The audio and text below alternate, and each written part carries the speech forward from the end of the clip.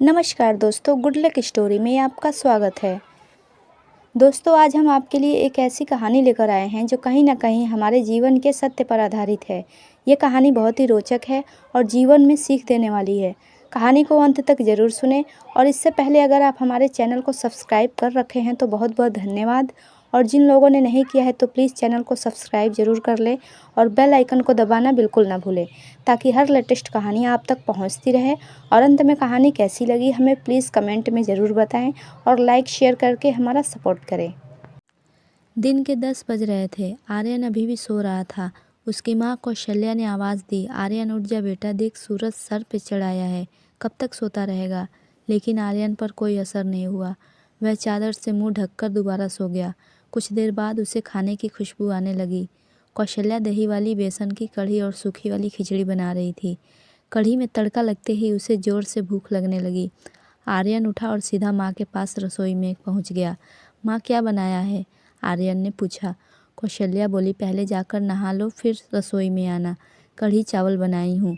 कढ़ी चावल आर्यन को बहुत पसंद थे। वह फटाफट आंगन में गया और नल से बाल्टी भरने लगा। इसी बीच उसे याद आया कि उसने दांत तो मांजे ही नहीं। उसने फटाफट मंजन लेकर दांतों को रगड़ लिया और नहाने बैठ गया। आर्यन जल्दी से नहाकर कपड़े पहनकर रसोई में पहुंच गया। तब तक खाना तैयार हो चुका था। माँ ने खाना परोस दिया। खाना बहुत ही स्वादिष्ट बना था। आर्यन ने भरपेट खाना खाया। वह खाना खाकर उठा तो माँ ने टोक दिया, अब कहाँ चल दिया? आर्यन बोला, माँ लगता है खाना कुछ ज़्यादा ही खा लिया हूँ, तेज़ नींद आ रही है, मैं तो सोने जा रहा हूँ। कौशल्या बोली, हे भगवान, अभी 1 घंटा पहले ही तो सोकर उठा है, तुझे बस सारा दिन यही काम है, उठो खाओ और सो जाओ।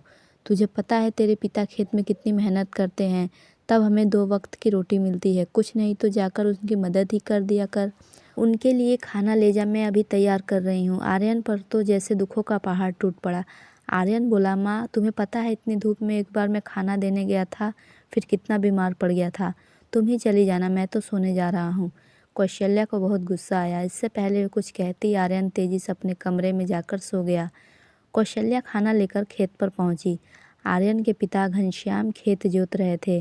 कौशल्या बोली, सुनो जी, खाना आ गया है, पहले खाना खा लेते। घनश्याम बोले, अरे तुम इतनी धूप में क्यों परेशान होती हो, आर्यन के हाथ से खाना भेज देती। कौशल्या बोली, हमारे तो भाग ही फूट गए हैं, ऐसा आलसी बेटा मिला है, बस खाता है और सो जाता है, भगवान जाने इस लड़के का क्या होगा। घनश्याम बोले, चिंता मत करो, एक दिन सब ठीक हो जाएगा। आर्यन के माता पिता आर्यन की आदत से बहुत परेशान थे। वह कोई भी काम नहीं करता था, बस सारा दिन सारी रात सोता रहता था। एक दिन आर्यन के पिता ने कहा, बेटा मैं खाद और यूरिया लेने शहर जा रहा हूँ, 2 दिन लग जाएंगे, फसल तैयार होने वाली है, तो सुबह खेत पर चले जाना और सारा दिन वहीं रहना, शाम को खाना खाकर रात को वहीं सोने चले जाना, कहीं कोई जानवर खेत में न घुस जाए या कोई और हमारी फसल को नुकसान पहुंचा दे। आर्यन बोला, पिताजी मुझसे ये सब नहीं हो पाएगा, आप माँ को बोल दीजिए। घनश्याम बोले, नालायक, खेत की देखभाल आदमियों का काम होता है, अगर मुझे पता लगा कि तू खेत पर नहीं गया है या फसल को नुकसान हो गया है तो तेरी खैर नहीं। आर्यन पिता की बातों से डर जाता है। वह पिता के जाने के बाद माँ से बोला, माँ सुबह जगा देना, नहीं तो पता नहीं पिताजी क्या करेंगे। कौशल्या आर्यन को सुबह 5 बजे जगा देती है। आर्यन हाथ में फावड़ा लेकर खेत में पहुंच जाता है। वहां जाकर देखता है चारों ओर ठंडी हवा चल रही थी। वह एक पेड़ के नीचे बैठ जाता है। तभी उसे हल्की हल्की रोशनी नजर आती है। पूरा खेत लाल रोशनी से भर जाता है। आर्यन ने ये सब पहली बार देखा था। वह आश्चर्य से सब देखता रहा। कुछ ही देर में सूरज उगने लगा। यह देखकर आर्यन को बहुत आश्चर्य हुआ। कुछ ही देर में सभी गांव वाले खेत में काम करने आ गए। सब अपने अपने खेत पर काम कर रहे थे। आर्यन पेड़ के नीचे बैठा था, तभी उसके पास के खेत से रामू काका आए और बोले, आर्यन मेरे खेत में पानी लग गया है, अब तू अपने खेत में पानी काट ले। आर्यन बोला, काका मुझे तो कुछ पता नहीं, ये सब तो पिताजी ने कभी नहीं बताया। रामू काका बोले, बेटा कभी पिता के साथ खेत पर आया हो तब तो तुझे पता होगा। रामू काका ने अपने बेटे को बुलाकर पानी आर्यन के खेत की ओर काट दिया। रामू काका बोले, जब पूरा खेत भर जाए तो हमें बता देना। आर्यन बैठकर देखता रहा, लेकिन सुबह जल्दी उठने के कारण उसे नींद आ गई।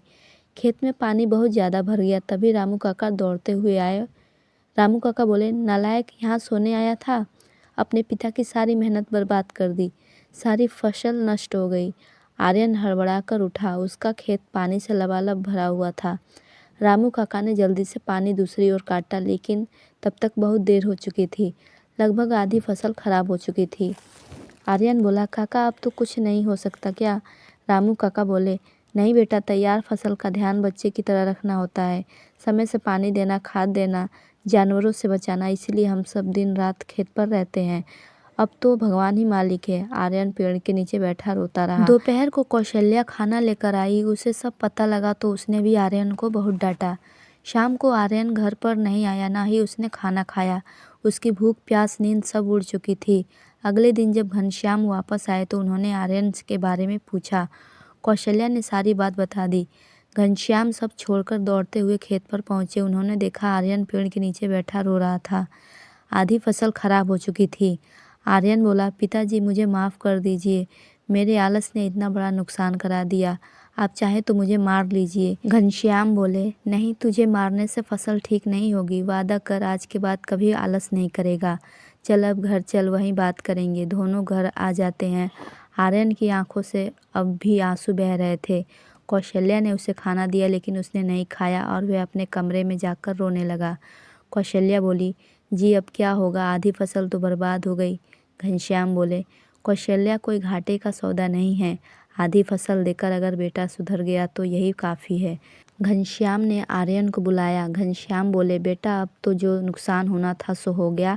अब हमें कल से आधे खेत की फसल उखाड़कर दोबारा बोनी होगी।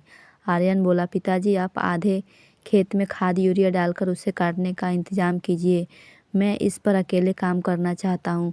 अगले दिन सुबह 4 बजे आर्यन अपने पिता के साथ खेत पर पहुंच गया और पिता के बताए अनुसार खेत पर काम करने लगा।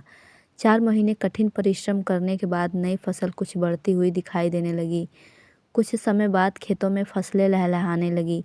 आर्यन ये सब देख बहुत प्रसन्न हुआ। आर्यन को समझ में आ चुका था कि आलस की कीमत चुकाना कितना भारी पड़ सकता है। उसने सोच लिया था कि अब वह कभी आलस नहीं करेगा। आर्यन अब एक कर्मठ, मेहनती इंसान बन चुका था। तो दोस्तों, ये थी आज की कहानी। कैसी लगी हमें कमेंट में ज़रूर बताएं। वीडियो पसंद आए तो लाइक करें, शेयर करें और सब्सक्राइब करना बिल्कुल ना भूलें। तो मिलते हैं फिर ऐसे ही अच्छी अच्छी कहानियों के साथ। तब तक के लिए धन्यवाद।